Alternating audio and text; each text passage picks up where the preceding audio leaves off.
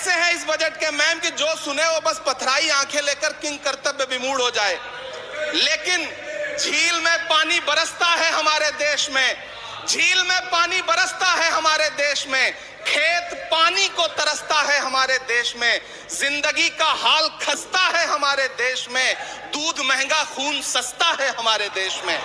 Ma'am, रोजगार, महंगाई, किसान, मनरेगा, पेट्रोल डीजल के दाम, गैस सिलेंडर के दाम, फसलों की एमएसपी की गारंटी, इन सब जन सरोकार की बातों से इस बजट का कोई लेना देना नहीं। हमारे ट्रेजरी बेंच के साथी हंगामा कर रहे हैं। मैं तो कहना चाहता हूं मैम, वो एक बार इनके एक नेता एक गांव में गए और उन्होंने गांव में कहा कि गांव वालों आओ, मैं तुम्हारी समस्याएं समाप्त करना चाहता हूं। गांव वाले इकट्ठा हो गए।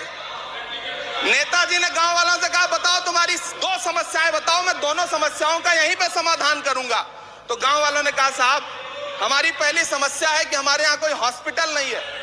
तो नेताजी ने मोबाइल निकाला, कहीं फोन मिलाया और मिला के फोन पे पता नहीं क्या कुछ कहा कि यहाँ गांव में हॉस्पिटल नहीं है, हॉस्पिटल तुरंत यहाँ हॉस्पिटल चाहिए। गांव वाले खुश हो गए कि 1 मिनट में यहाँ हॉस्पिटल आ रहा है। अगली समस्या के बारे में उन्होंने नेताजी ने गांव वालों से कहा कि मैंने आपकी पहली समस्या समाप्त कर दी, दूसरी समस्या बताओ। तो गांव वालों ने कहा साहब इस गांव में कोई भी मोबाइल का नेटवर्क ही नहीं है।